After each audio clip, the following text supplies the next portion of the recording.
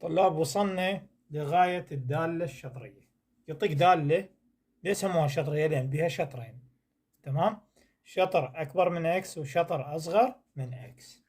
شلون أتعامل وياهم؟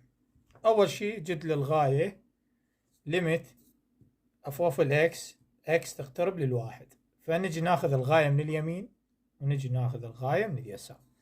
فراح أقول ليميت إكس تقترب للواحد اللي هي إكس تربيع زائد 4. خذيت هاي الغاية، فنجي نعوض هاي دالة خطية، نعوض قبل، فراح يكون 1 تربيع زائد 4 فراح يساوي لنا 5. هاي L1، تمام؟ هاي L1. نجي الغاية من اليسار ليميت X اللي هي 5X، تمام؟ فراح نجي نعوض 5 بكان الإكس نخلي 1، 5 في 1 5، فراح يساوي لنا هاي L2، تمام؟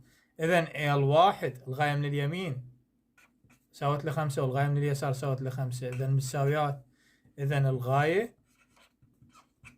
موجودة. ليش؟ لأن تساوي من اليمين ومن اليسار، تمام؟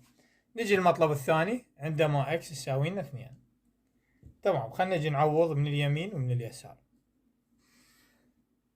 طبعا ليميت إكس تقترب لل2، نجي ناخذ الغاية من اليمين اللي هي إكس تربيع زائد 4، نجي نعوض 2 تربيع زائد 4 فراح يساوي لنا 4 زائد 4 راح يساوي لنا 8، وهاي L1، تمام؟